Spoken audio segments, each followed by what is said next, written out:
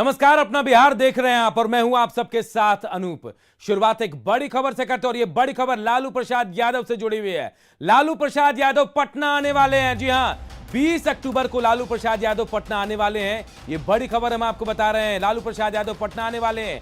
RJD विधायक भाई वीरेंद्र ने इसकी जानकारी भी दी है। उपचुनाव में पार्टी का प्रचार कर सकते हैं लालू प्रसाद यादव, और क्योंकि प्रचारकों की सूची में लालू प्रसाद यादव का नाम है, 20 लोगों की सूची जारी की गई थी प्रचारकों की, और इन प्रचारकों के लिस्ट में लालू प्रसाद यादव का नाम भी शामिल है। तो 20 अक्टूबर को लालू प्रसाद यादव पटना आ सकते हैं। उपचुनाव में पार्टी का वो प्रचार कर सकते हैं। जानकारी जो मिल रही है उसके मुताबिक भाई वीरेंद्र ने कहा है कि लालू प्रसाद यादव 20 अक्टूबर को पटना आने वाले हैं और उपचुनाव जो होने वाला है 2 सीटों पर, उसमें प्रचार भी कर सकते हैं। प्रचार लिस्ट में जो स्टार प्रचारकों की लिस्ट है उसमें लालू प्रसाद यादव का नाम भी शामिल है। 20 लोगों की लिस्ट है जिसमें लालू प्रसाद यादव का नाम भी शामिल है। तो लालू प्रसाद यादव से जुड़ी बड़ी खबर हम आपको बता रहे हैं। लालू प्रसाद यादव पटना आने वाले हैं क्योंकि फिलहाल वो दिल्ली में हैं और डॉक्टर की सलाह पर वो दिल्ली में रुके हुए हैं। उनका इलाज चल रहा था एम्स में, लेकिन अब जो जानकारी मिल रही है उसके मुताबिक लालू प्रसाद यादव अब पटना आने वाले हैं। और आरा से एक बड़ी खबर इस वक्त आ रही है। पंचायत चुनाव के दौरान आरा में मारपीट हुई है और मारपीट के दौरान 2 लोग घायल हो गए हैं। उतवारी जंगल महाल पंचायत की यह घटना है। पुलिस ने फिलहाल पूरे मामले को शांत कराया। तो देखिए, पंचायत चुनाव से जुड़ी है खबर हम आपको बता रहे हैं। आरा से बड़ी खबर, जहां पंचायत चुनाव के दौरान मारपीट हुई है और मारपीट के दौरान 2 लोग जख्मी हुए हैं। उतवारी जंगल महाल पंचायत की यह घटना है। फिलहाल पुलिस मौके पर पहुंची, उसके बाद पूरे मामले को शांत कराया गया। तस्वीरें भी हम आपको दिखा रहे हैं। देखिए कैसे भगदड़ यहां मची, हंगामा हुआ है और पंचायत चुनाव के दौरान यहां मारपीट हुई है। 2 लोग जख्मी हुए हैं। उतवारी जंगल महाल पंचायत की यह घटना है। तस्वीरें हम आपको दिखा रहे हैं। देखिए कैसे लोग भिड़े हैं पंचायत चुनाव के दौरान और यहां मारपीट की गई है। 2 लोग जख्मी भी हुए हैं। पुलिस किसी तरह मौके पर पहुंची और मामले को पुलिस ने शांत कराया है। और हमारे सहयोगी हिमांशु प्रवीण हमारे साथ इस खबर के साथ सीधे जुड़े हुए हैं। हिमांशु, क्यों मारपीट की घटना हुई, क्या वजह बताई जा रही है? बिल्कुल, ये जगदीशपुर प्रखंड के मोर्चा पंचायत की घटना है, बूथ संख्या 112 की, जहां वोट देने को लेकर कतार में लगने को लेकर झंझट हुआ और देखते ही देखते अचानक पूरा जो माहौल है वो गर्म हो गया और मारपीट शुरू हो गई। इस मारपीट में जो निवर्तमान मुखिया है उनके पति शामिल है और जो पूर्व मुखिया है उनके पति शामिल, यानी दोनों पक्षों में मुखिया पक्ष जो है उनमें मारपीट हुई, जमकर मारपीट हुई, अफरा तफरी मच गई। स्थिति ऐसी उत्पन्न हो गई कि पुलिस जब तक मौके पर पहुंची तब तक दोनों लोग चोटिल भी हो गए। हिमांशु, क्या मतदान भी बाधित हुआ? इस दौरान थोड़ी देर के लिए मतदान बाधित हुआ, 5 मिनट के लिए, लेकिन मतदान जो है वो फिर रेज्यूम हो चुका है और लगातार अभी जो है वोटर तो वोट दे रहे हैं, लेकिन भारी संख्या में पुलिस बल की तैनाती की गई है ताकि ये जो तनाव की स्थिति है उसको काटा जा सके, आगे कोई मुश्किलात ना आए, इसके लिए मौके पर भारी संख्या में। हिमांशु, जो तस्वीरें आपने भेजी है, जो हम अपने दर्शकों को दिखा पा रहे हैं, ऐसा लग रहा है बड़े बड़े डंडे लेकर जो मिला, जिससे मिला उससे हमला किया गया यहाँ पर, ऐसा लग रहा है देखकर तस्वीरों को। जी बिल्कुल, दोनों मुखिया पति जो है उनके समर्थक भी शामिल थे, वो लोग भी डंडे लेकर दौड़ रहे थे और एक दूसरे को मारने पीटने किसी भी तरीके से जो है मारने की ही कवायद में थे दोनों लोग। दोनों पक्ष भिड़े हुए थे आपस में और जो जहां मिला उसकी पिटाई की गई, लेकिन जो चोटिल होने की बात यहाँ तक सामने आ रही है वो दोनों मुखिया पति है। जो निवर्तमान मुखिया है उनके पति और जो पूर्व मुखिया है उनके पति। सर में क्या गिरफ्तारी हो पाई हिमांशु? जी, अभी फिलहाल उन दोनों का इलाज किया जा रहा है, पुलिस हिरासत में इलाज कराया जा रहा है। अभी तक जो और लोग शामिल हैं उनको न चिन्हित कर पाई है पुलिस, ना भी किसी और की गिरफ्तारी हुई है। फिलहाल दोनों मुखिया पति को कस्टडी में लेके उनका इलाज कराया जा रहा है। तो देखिए, आरा से बड़ी खबर, जहां उतवारी जंगल महाल में पंचायत चुनाव के दौरान मारपीट हुई है। 2 निवर्तमान मुखिया के पति जो है आपस में भिड़ गए और उनके समर्थक भी भिड़ गए। दोनों लोगों को चोटें भी आई हैं। फिलहाल पुलिस इन दोनों लोगों का इलाज करा रही है। पुलिस ने आकर पूरे मामले को शांत कराया। बहुत बहुत शुक्रिया हिमांशु इस तमाम जानकारी के लिए।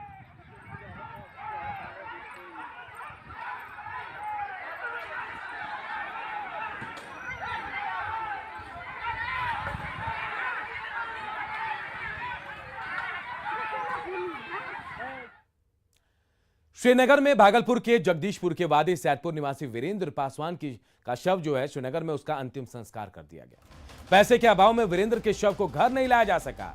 श्रीनगर प्रशासन पटना तक शव को भेजने के लिए तैयार था, लेकिन पटना से भागलपुर तक ले जाने की व्यवस्था नहीं थी।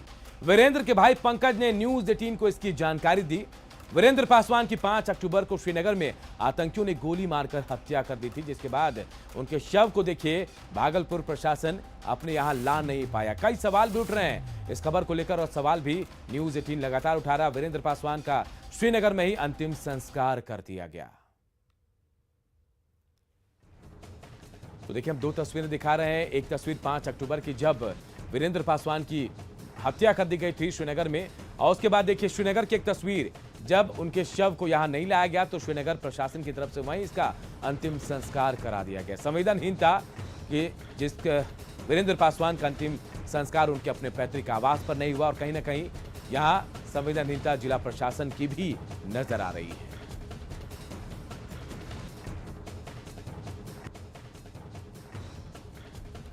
और देखिए भागलपुर के डीएम की संवेदनहीनता सामने आई है। सुब्रत कुमार सेन डीएम है, उनसे हमारा सवाल है कि शव लाने की आखिर व्यवस्था क्यों नहीं की गई। ये जिम्मेदारी बनती थी डीएम की, लेकिन उन्होंने व्यवस्था आखिर क्यों नहीं की। क्या फंड की कमी थी या फिर मंशा नहीं थी उनकी शव को भागलपुर लाने की। इसके अलावा सवाल यह भी कि श्रीनगर प्रशासन से आखिर उन्होंने बातचीत क्यों नहीं की। जो तरीका होता है वो तरीका आखिर उन्होंने क्यों नहीं अपनाया, क्यों बात उन्होंने श्रीनगर प्रशासन से की, और अगर बात की होती तो तत्परता आखिर उन्होंने क्यों नहीं दिखाई। भागलपुर प्रशासन की संवेदनहीनता यहां सामने आई है, और डीएम सुब्रत कुमार सेन से यह सवाल न्यूज 18 भी लगातार उठा रहा है।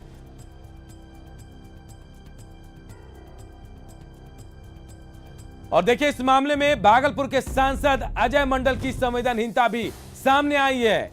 आखिर वो इस मामले में अनजान क्यों बने रहे, ये उनसे भी सवाल न्यूज 18 पूछ रहा है। वीरेंद्र के परिजनों को उन्होंने आखिर मदद क्यों नहीं पहुंचाया, मदद के लिए क्यों नहीं गए, मिलने आखिर क्यों नहीं गए। इसके अलावा वीरेंद्र का शव लाने के लिए आखिर उन्होंने क्या किया, ये तमाम सवाल हैं जो भागलपुर के सांसद अजय मंडल से न्यूज 18 भी पूछ रहा है।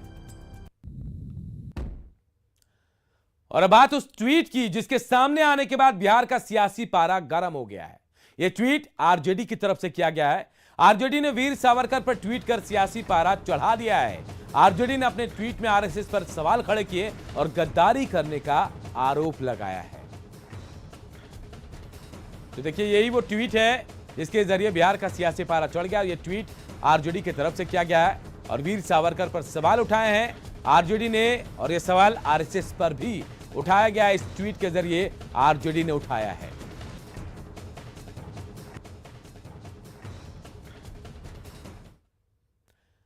तो आरजेडी के सावरकर और आरएसएस पर किए गए ट्वीट का कांग्रेस ने समर्थन किया, तो बीजेपी ने कांग्रेस और आरजेडी को मुगलिया प्रेमी बता दिया है। राष्ट्रीय जनता दल ने बिल्कुल सही बात कही है कि आरएसएस के लोगों का देश के आज़ादी की लड़ाई में कोई योगदान नहीं रहा है।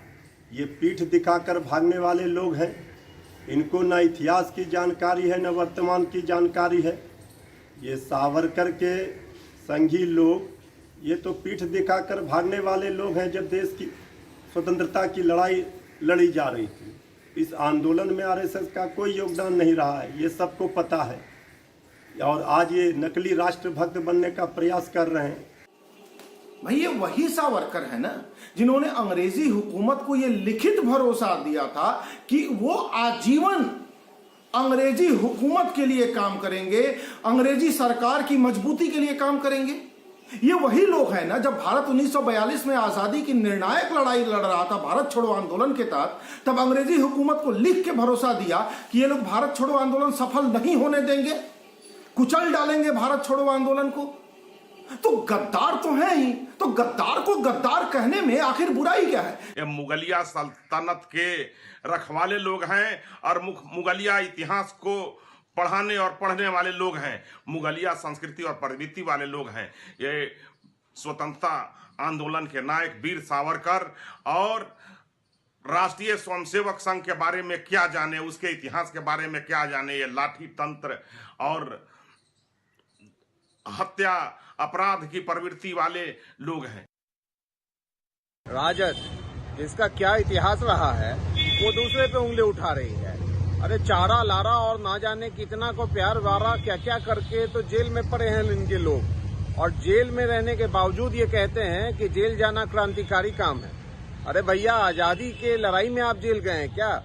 पहले खुद इतिहास भूगोल को सुधारिए, फिर दूसरे पे टिप्पणी कीजिए। वीर सावरकर ऐसे भी महान स्वतंत्रता सेनानी हैं जिन्होंने सब कुछ अपना न्यौछावर कर दिया, और वीर सावरकर की गाथा भारतीय इतिहास के मोस्ट पेनफुल डिस्क्रिप्शंस में से एक है। भारतीय इतिहास के पुनर्लेखन की जरूरत है, और कम से कम राजद के लोग जो Manoj Jha school of political thought के स्टूडेंट हैं, इनको कम से कम इनके नेताओं को मैट्रिक पास करना चाहिए। अब राष्ट्रीय जनता दल के नेता इस मामले को भी संघ से जोड़ रहे हैं, ये बड़ा हास्यप्रद दिखाई दे रहा है और ये निंदनीय है। हिंदू सेना संघ का कोई संगठन नहीं है, और राष्ट्रीय जनता दल के नेताओं को इस बात का भी ज्ञान नहीं है कि कौन सा संगठन किससे जुड़ा हुआ है। ये बड़ा आश्चर्य लगता है। और इधर स्वास्थ्य मंत्री मंगल पांडे ने वीर सावरकर पर आरजेडी की ओर से की गई टिप्पणी पर कड़ी आपत्ति जताई। उन्होंने आरजेडी नेताओं को मर्यादा में रहने की सलाह तक दे दी है। सरकार की टिप्पणी की गई है, उस संगठन के लोगों को मैं ये जरूर कहना चाहूंगा कि मर्यादित रहना सीखो, और राष्ट्रभक्तों पर कोई ऐसी टिप्पणी नहीं करो कि आम जन तुम्हारे संगठन के खिलाफ खड़े हो जाए। और अब बात पंचायत चुनाव की, तो गांव की सरकार चुनने के लिए मतदाताओं का जोश जो है बहुत हाई है। 5 तस्वीरें हम आपको दिखाते हैं जिसके जरिए आप पंचायत चुनाव में वोटर्स के मिजाज को समझ पाएंगे। पहली तस्वीर देखिए अररिया और नवादा की है, जहां पानी की वजह से मतदाता जो है नाव का सहारा लेकर मतदान केंद्रों तक पहुंच रहे हैं और वोट डाल रहे हैं, अपने मताधिकार का इस्तेमाल कर रहे हैं। हम आपको दूसरी तस्वीर पूर्णिया की जो लोकतंत्र की खूबसूरती को बखूबी पेश कर रही है। यहां लाठी के सहारे एक वृद्ध महिला मतदाता मतदान केंद्र पहुंची और अपने वोट का इस्तेमाल किया। मुजफ्फरपुर के सकरा प्रखंड के बेरुआडी गांव में जिस स्कूल में मतदान केंद्र बनाया गया वो स्कूल बाढ़ के पानी में डूबा हुआ है। ऐसे में स्कूल के पास ही सड़क पर टेंट लगाकर मतदान कार्य शुरू किया गया। बांका की तस्वीर भी मतदाताओं के जोश को दिखा रही है। यहां एक विकलांग दंपत्ति 4 किलोमीटर का सफर तय कर ट्राईसाइकिल से मतदान केंद्र पहुंचे। वहीं छपरा और पूर्णिया में मतदान केंद्रों पर वैक्सीनेशन की भी व्यवस्था की गई है ताकि मतदाता वोट डालकर लोकतंत्र को मजबूत करे, साथ ही कोरोना का टीका लेकर बिहार को कोरोना मुक्त भी बनाए। तो पंचायत चुनाव के अलग अलग रंग इन 5 तस्वीरों के जरिए हम आपको दिखा रहे हैं। मुजफ्फरपुर के सकरा प्रखंड के बेरुआडी गांव में जिस स्कूल में मतदान केंद्र बनाया गया वह स्कूल बाढ़ के पानी में डूबा हुआ है। लिहाजा स्कूल के पास सड़क पर टेंट लगाकर मतदान का काम शुरू किया गया। इसके बावजूद लोगों में मतदान को लेकर जबरदस्त उत्साह देखा गया है। तस्वीर जो है बेरुआडी गांव के रामटोला स्थित प्राथमिक विद्यालय के पास बने मतदान केंद्र संख्या 65 की है। मतदान करने आए मतदाताओं ने बताया कि बिना सत्यापन के ही मतदान केंद्र बना दिया गया है, जिसकी वजह से लोगों को टेंट में मतदान करना पड़ रहा है। लेकिन पीठासीन पदाधिकारी कौशल किशोर प्रसाद के पास कोई और दूसरा विकल्प नहीं था। आप देख सकते हैं कितना पूरा पानी भरा हुआ है। अभी 1.5 महीने पहले पूरा डूबा हुआ था, आधा से ज्यादा स्कूल डूबा हुआ था। यहाँ बच्चे सही नियमित रूप से पढ़ाई नहीं कर पा रहे हैं, उनका पठन सही ढंग से नहीं हो पा रहा है। इस कारण स्कूल में तो पानी है, इसलिए इसको तत्काल वैकल्पिक व्यवस्था किया गया है। किस तरीके से मतदान हो रहे हैं? मतदान तो यही जो आप देख रहे हैं इसी तरह से हो रहा है। यहाँ पर बाढ़ की चपेट में आने के कारण यहाँ पर ये वोट जो जहाँ बूथ बना हुआ था सेंटर पर, वो स्कूलों में बहुत ही पानी है, जल जमाव है, और जल जमाव के कारण ही हम लोगों का यहाँ पर एक टेंट में रखा गया है, बूथ बनाया गया है। मतदान कराने में तो कोई परेशानी नहीं हो रही हम लोगों को। जो व्यवस्था है उसमें हम लोग अपना काम जो दायित्व है उसे निभा रहे हैं। लेकिन यहाँ रहने में जो परेशानी हुई है, रात में हम लोग सो नहीं पाए हैं, मच्छर ने पूरा तबाह कर दिया। बाहर यहाँ हम लोग किसी तरह से बैठ करके रात गुजारे हैं। दीपावली और छठ जैसे जैसे नजदीक आ रहा है वैसे वैसे महानगरों से पटना आने जाने के हवाई किराए में बढ़ोतरी होती जा रही है। मुंबई और बेंगलुरु जैसे शहरों से पटना आने का किराया तो आसमान छूने लगा है। देखिए हमारे सहयोगी संजय कुमार की रिपोर्ट। दीपावली और छठ जैसे बड़े त्योहार आने में भले ही अब 1 महीने का समय बचा हो, लेकिन महानगरों से पटना आने का विमान किराया आसमान छूने लगा है। अब हालात तो यह बन गया है कि 3 नवंबर को मुंबई से पटना का किराया 13,000 को पार कर गया है। दशहरा से लेकर 2 नवंबर तक किराया 7500 के पार कर गया है। हालांकि छठ के बाद मुंबई से पटना आने का किराया 4000 के आसपास है। यह हाल केवल मुंबई रूट का ही नहीं है। बेंगलुरु की अगर बात कर लें तो बेंगलुरु से पटना आने के दौरान यात्रियों को दुगना किराया चुकाना होगा। अभी से लेकर छठ के आसपास बेंगलुरु से पटना का किराया 7500 से ऊपर हो गया है। 3 नवंबर को बेंगलुरु से पटना का किराया 8000 पार कर गया है। छठ बाद इसी रूट पर किराया घटकर 4000 के आसपास हो गया है। दिवाली के एक दिन पहले मुंबई से पटना का किराया 13000 है और बेंगलुरु से पटना का किराया तो अभी से ही दोगुना हो गया है। चेन्नई से पटना आने के लिए भी लगभग दोगुना किराया चुकाना पड़ रहा है। अभी इस रूट पर किराया 7500 के आसपास था। सामान्य दिनों में इस रूट का किराया 4000 के आसपास होता है। 17 नवंबर के बाद इस रूट पर किराया 3500 से 4000 रुपये के बराबर है। तो यानी कुल मिलाकर अगर देखा जाए तो फेस्टिवल का असर जो है वो साफ तौर पर देखने को मिलता है विमान किराए पर। और ये कोई पहला मौका नहीं है, लेकिन इस बार जिस तरीके से कोरोना का प्रभाव कम हुआ है और उम्मीद जताई जा रही है कि लोग जो है वो भारी संख्या में आएंगे और इसी कारण जो विमान की किराया है उसमें साफ तौर पे बढ़ोतरी देखने को मिल रही है। और देखना होगा आने वाले दिनों में। हालांकि छठ के बाद अगर लोग मुंबई या महानगरों में बेंगलुरु, चेन्नई जैसे शहरों में अगर जाते हैं तो इस तरह जो विमान किराया जिसमें बढ़ोतरी हुई है उसमें काफ़ी कमी भी देखी जा रही है। कैमरा पर्सन दीपक के साथ संजय कुमार, न्यूज़ 18 पटना। इधर मुंगेर जिले में वैक्सीनेशन की गति बढ़ाने को लेकर जिला प्रशासन ने पूरी ताकत झोंक दी है। त्योहारी मौसम में घर वापस आने वालों की भीड़ देखकर स्वास्थ्य विभाग की टीम चौकस हो गई है और स्वास्थ्य विभाग की टीम और स्थानीय प्रशासन मिलकर एक साथ टीकाकरण और जन जागरण अभियान को तेज गति देने में लग गई है।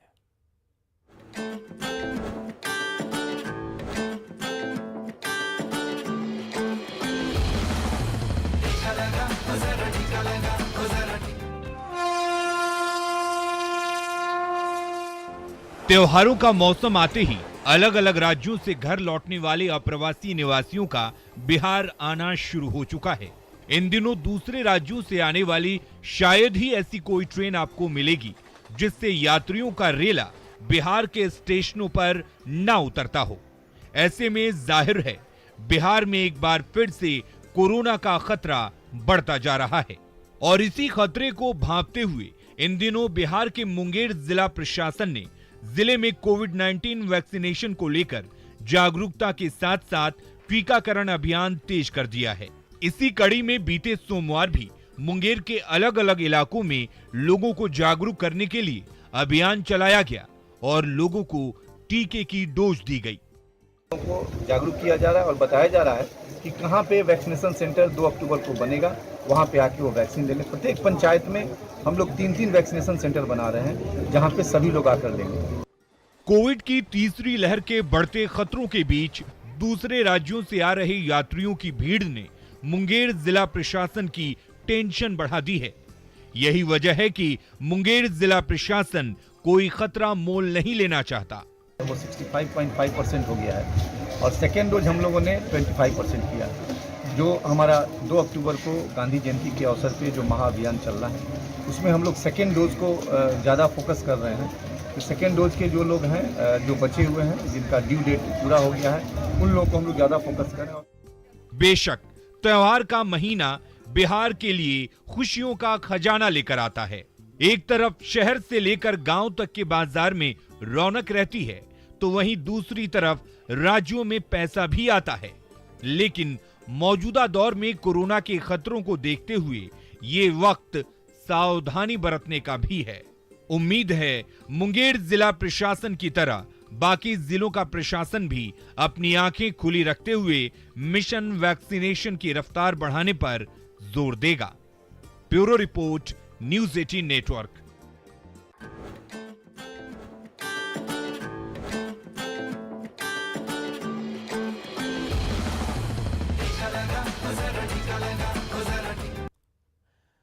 और अपना बिहार के इस बुलेटिन में इतना ही। आगे है जोहार झारखंड।